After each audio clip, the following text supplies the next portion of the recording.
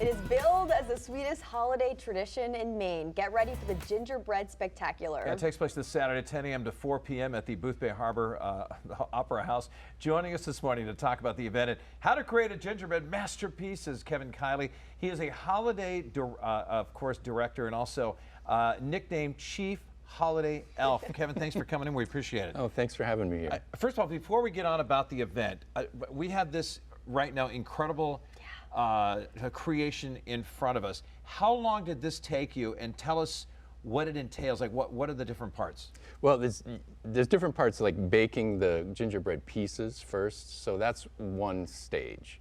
You can do that the day before. You can maybe do it several hours ahead, as long as the piece is cool. And then you assemble it all together and decorate it, put as much frosting and candy as you want. Yeah, but what are the trees made out of, and the windows and the doors and all that? Trees are made out of ice cream cones with frosting on them. The shingling, the roof, are Necco wafers. And the windows are pretzels. They have these nice grid pretzels, which come out really good as windows. I've actually never seen people use ice cream cones for trees. That's pretty cool. Good tip there. You can, and you can decorate them any way you want. I love it. So tell us a little bit about this Gingerbread Spectacular. What are the details? Well, it's at the Opera House in Boothbay Harbor. It's the December 12th, 13th, and 14th. On the 12th, it's from noon to 6. The 13th, it's from 10 to 4. And on the 14th, Sunday, it's 11 to 3. Well, reviews of this event vary from sugar, spice, and holiday wonder to Santa's workshop to pure magic. Talk about what you see when you walk in and then you walk around the Opera House. The Opera House is really decorated for the season this time of year. So you can walk in, we'll have a lot of these houses displayed. People make them, they might have spent weeks, they might have spent one night making them. All different levels of creativity. They're on tables around the edge. The stage is decorated. We'll have people playing music at different times. We might even get a visit from our mascot, a big gingerbread cookie. So. Well, gingerbread houses have gone from an activity where you can eat the creation after you make it, spending hours and hours on the house, and now it looks like it's becoming an art. Would you say that's the case? It can be an art, yeah. Some people get extremely creative. You would be, it's unbelievable what they come up with. And we never know what they're going to bring. Talk about some of the crazy gingerbread. I don't even want to say houses anymore, because it's a lot more than just houses. It's like a mansion. It's some way of the more than creations houses. you've seen at this event over the years. Yeah, we've had people make, one person made a house of cards. They were all playing cards. They were about this big, all built up. They said if it falls down, just put this Godzilla toy on it and we'll call it that, which it did. But it was really great. We've had people make indoors of houses, like a whole kitchen, and they were gingerbread men making people. So they switched the roles. All sorts of things. We've had a gingerbread bounty, you know, the ship, the Bounty. We've had gingerbread cat in the hat, and as well as a lot of different kind of houses, ski slopes.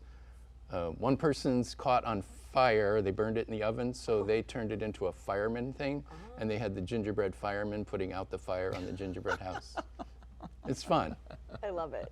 So how many gingerbread artists are you expecting? And what is a gingerbread artist? Do you have to be a baker or an artist, or is it just somebody that's really good and really passionate about this? It can be anything. They don't even have to be really good. Gotcha. As long as they have fun with it and they want to show it off, they can bring it by.